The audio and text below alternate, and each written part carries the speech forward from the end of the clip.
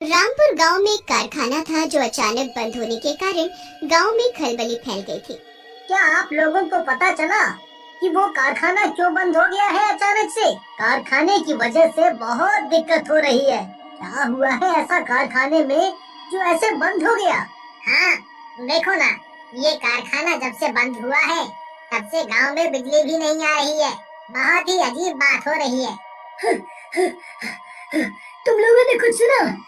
वो जो सुधीर का घर था ना, हाँ, जिसमें पूरे परिवार की लाश मिली है, सारे करंट लगने से मारे गए हैं। बड़ा ही डरावना दृश्य है। मैं तुम लोगों को बुलाने आया हूँ। चलो चलो देखने। क्या मतलब है तुम्हारा कि करंट लगने से पूरे परिवार की मौत हो गई है? जाकर खुद देख लो। एक तो बिजली इतनी आती नहीं है उसमें से, पर कल रात उसके घर की बिजली अचानक से ही चली गई। और जब सुबह लोगों ने उसका घर खटखटाया तो वहाँ पर उन सब की लाश मिली है। चलो चलो जाकर देखते हैं कि क्या हो रहा है। वो तीनों वहाँ जाकर देखते हैं और पाते हैं कि सच में उन तीनों की करंट लगने से ही मौत हुई है। और अब बिजली के तारों में बिल्कुल भी बिजली नहीं है, मानो ऐसा लग रहा था जैसे किसी ने बिजली चूस ली है। बाप रे, कितना खतरनाक है ये। मुझे तो बहुत डर लग रहा है। पता नहीं क्या हुआ। हाँ, देखो ना, पूरे परिवार के साथ क्या हो गया। लग रहा है इन लोगों की मौत एक साथ ही लिखी थी। सब अपने अपने घर चले गए, पर अचानक से एक दिन वसीम के घर कुछ हरकत हुई। सुनो बेगम, आज खाने में क्या बनाया है? बहुत भूख लगी है, जल्दी से खाना ले आओ। लाती हूँ, 1 मिनट। आज कोरमा बनाए हैं, आपको बहुत पसंद है ना, इसलिए। तभी उनकी लाइट जलने बुझने लगती है। बेगम, ये लाइट को क्या हुआ है? ये बार बार आ जा क्यों रही है? पता नहीं, बाहर जाकर देखती हूँ। हो सकता है सिर्फ हमारी ही ऐसे कर रही है। क्या हुआ बेगम, सिर्फ हमारी ही लाइट ऐसे कर रही है या औरों की भी? एक तो कम वक्त, कितना कम तो बिजली आती है, ऊपर से ऐसी हरकतें। तौबा, क्यों बंद हो गया वो कारखाना? हाँ, सिर्फ हमारी बिजली नहीं आ रही। चलिए ना जाकर देखते हैं कि तार ठीक तो है। बेगम और वसीम दोनों जाकर बिजली देखने लगते हैं। तभी उन्हें तारों में कुछ हलचल सुनाई देती है। बेगम, क्या तुम्हें कुछ अजीब सा सुनाई दे रहा है? ऐसा लग रहा है कोई कुछ चूस रहा है या खींच रहा है। बेवकूफ, तुम मुझे नहीं देख पाओगे, पर मैं सब कुछ साफ साफ देख पा रहा हूँ। हाँ, मुझे भी सुनाई दे रहा है। कोई है क्या वहाँ पर? बाहर आओ, कहीं कोई चूहा तो नहीं है? हट हट, कहीं यही कोई तार चबा गया हो। वसीम और उसकी बेगम जैसे ही वहाँ पहुँचते हैं तो वहाँ पर उनको बहुत चमकता हुआ सब कुछ नजर आता है। अरे, ये क्या चमक रहा है? ये तो कुछ टॉर्च जैसा मालूम पड़ता है। इतनी लाइट आ रही है इसमें से। चलो पास जाकर देखते हैं बेगम। जैसे ही वसीम और उसकी बेगम उसके पास जाते हैं, बिजली वाला भूत उनको अपनी तरफ खींच लेता है और एक बहुत जोर का बिजली का झटका देता है, जिसकी वजह से उनकी मौत हो जाती है। ये चमकती हुई चीज उस कारखाने का भूत होता है, जो अब लोगों के घर की बिजली खींचकर उन लोगों को मार डालता है। जैसे सुधीर के घर वाले मरे थे, ठीक वैसे ही वसीम के घर पर भी हमला हुआ है। हमला क्या ही कहूँ, समझ नहीं आ रहा है। ये सब कौन कर रहा है? इतनी बुरी तरह करंट लगना थोड़ा उलझन में डाल रहा है, क्योंकि वसीम और उसकी पत्नी घर से बाहर मिले।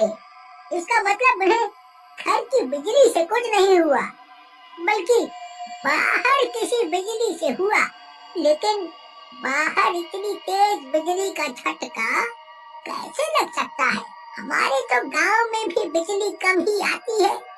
हाँ, तुम सही कह रहे हो। जब से उस कारखाने के बंद होने की खबर आई है, तब से गांव में अजीब अजीब चीजें हो रही हैं। एक तो बिजली कम आती है और दूसरा लोग ऐसे मर रहे हैं।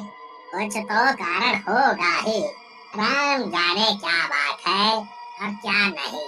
जैसे ही वसीम और उसकी बेगम उसके पास जाते हैं, बिजली वाला भूत उनको अपनी तरफ खींच लेता है और एक बहुत जोर का बिजली का झटका देता है, जिसकी वजह से उनकी मौत हो जाती है। ये चमकती हुई चीज उस कारखाने का भूत होता है, जो अब लोगों के घर की बिजली खींचकर उन लोगों को मार डालता है। वसीम के मरने की खबर पूरे गांव में फैल जाती है और सबके अंदर एक खौफ पैदा हो जाता है, लेकिन किसी को उसका कारण पता नहीं होता। इस बात का और डर लोगों के अंदर समा जाता है। फिर से रात होती है और इस बार कुलदीप के घर की बिजली चली जाती है, लेकिन उनके घर पर मोहन भी बैठा होता है। अरे तो मर मर के बिजली आती है, ऊपर से रात को कट गई। अब कितनी गर्मी लगेगी, और मुझे घर भी जाना था। तू थोड़ी देर बैठ, मैं देख कर आता हूँ। कोई मोमबत्ती मिलती है तो उसको जला लेंगे थोड़ी देर के लिए, है क्या पता फिर बिजली आ जाए। कुलदीप जैसे ही उस रूम से उठकर दूसरे रूम में जाता है तो उसको बाहर से रोशनी दिखाई देती है। तो कुलदीप अपनी पत्नी को आवाज लगाता है। अरे सुनती हो, लगता है सिर्फ हमारी लाइट गई है। मोहन को घर जाना है, नजारा देख कर आता हूँ बाहर कि क्या गड़बड़ हुई है। रुकिए, मैं भी आपके साथ चलती हूँ। मैं मोमबत्ती दिखा दूंगी, आप देख लीजिएगा। कहीं कोई दिक्कत होगी तो ठीक कर दीजिएगा। एक साथ आप दोनों चीजें कैसे कर पाएंगे? मैं मोहन भाई साहब को बोल देती हूँ, वो यहीं बैठेंगे। तब तक हम दोनों बिजली ठीक करके आ जाएंगे। सुनिए मोहन भाई साहब, शायद हमारे घर की बिजली गई है, तो हम लोग उसको ठीक करके आते हैं, तो बिजली आ जाएगी। आप थोड़ी देर घर का ध्यान रखिए, हम आते हैं। अरे भाभी जी, मैं साथ में चला जाता हूँ कुलदीप के, मैं दिखा दूंगा उसको मोमबत्ती, आप घर पे रुको। कुलदीप की पत्नी मोहन की बात मानकर घर पर रुक जाती है और कुलदीप और मोहन बिजली ठीक करने चले जाते हैं। तार तो सारी ठीक है, तो फिर बिजली क्यों नहीं आ रही? और बाकी लोगों की तो आ रही है। शायद वोल्टेज कम होगा, चल थोड़ी देर में आ जाएगी। अरे ये क्या है, और इतना क्यों चमक रहा है? वोल्टेज तो कम है फिर भी। मैं बिजली खींचने वाला भूत हूँ। अब तुम दोनों बाहर आए हो, मैं तुम्हें भी अपनी तरफ खींच कर मार डालूंगा। मोहन कुलदीप को भागने का इशारा करता है और दोनों भागने की कोशिश कर ही रहे होते हैं। तब तक बिजली का भूत उनको अपनी तरफ खींच लेता है और उनको करंट से मार डालता है। लेकिन इस बार उसको ऐसा करते हुए कुलदीप की बीवी देख लेती है। इसका मतलब यही है वो जो लोगों को मार रहा है। इसके करंट की वजह से लोग ऐसे बेदर्दी से लाश बने जा रहे हैं। वो चुपचाप रोते रोते अपने घर में छुपी रहती है और सुबह होने का इंतजार करती है। जैसे ही सुबह होती है, कुलदीप की पत्नी सबसे पहले गांव के मुखिया की तरफ जाती है और बोलती है, मुखिया जी, ये सब बिजली का काम नहीं बल्कि बिजली खींचने वाले भूत का काम है। न जाने वो कहां से आए हैं, लेकिन कल मैंने उसको कुलदीप और मोहन को मारते हुए देखा। वो बहुत खतरनाक है। कल रात उसने मेरे घर की बिजली काट दी, जिसकी वजह से मोहन और कुलदीप बाहर बिजली देखने गए तो वो भूत उनके सामने आ गया।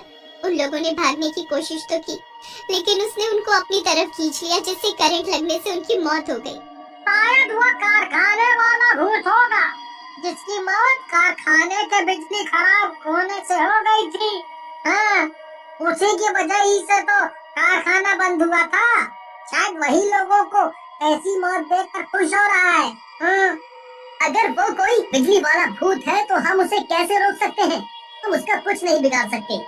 क्यों नहीं कुछ बिगाड़ सकते? अगर हमारे पास हमारी श्रद्धा हो और भगवान पर विश्वास हो तो हम उसे रोक सकते हैं। तुमने ये ठीक कहा। अगर कोई बुरी आत्मा सिर्फ अपनी खुशी के लिए बेगुनाह लोगों को मार रही है तो उसे खत्म करने में भगवान हमारा साथ देगा। रोहन पंडित जी के पास जाकर उनसे उपाय जानता है। जब उसे करंट लग रहा था तब उसने एक लॉकेट पहन रखा था जो गिरते हुए तारों पर फंस गया। लॉकेट सोने का है और उस पर उसके नाम का पहला अक्षर है, जिसे तोड़ने पर ही वह कमजोर हो जाएगा। बाद में उसके लॉकेट को तुम लोग तेजाब में डालकर गला देना। ठीक है पंडित जी, तो मैं अभी जाकर उसको ले आता हूँ। रोहन कारखाने के लिए निकल जाता है और लॉकेट लेकर गांव पहुंचता है। तभी एक गांव वाले की बिजली चली जाती है। वो सबको इकट्ठा करके बुला लेता है। जाकर कोई जल्दी से तेजाब ले आए, ताकि मैं उस लॉकेट को तोड़कर इसी तेजाब में डालकर गला दूं। रोहन 3 बार उस मरने वाले का नाम लिखकर उसके लॉकेट को तोड़ देता है और उसे तेजाब में गला देता है। सभी के घर की लाइट आ जाती है और एक चिंगारी के साथ वो भूत वहाँ से गायब हो जाता है।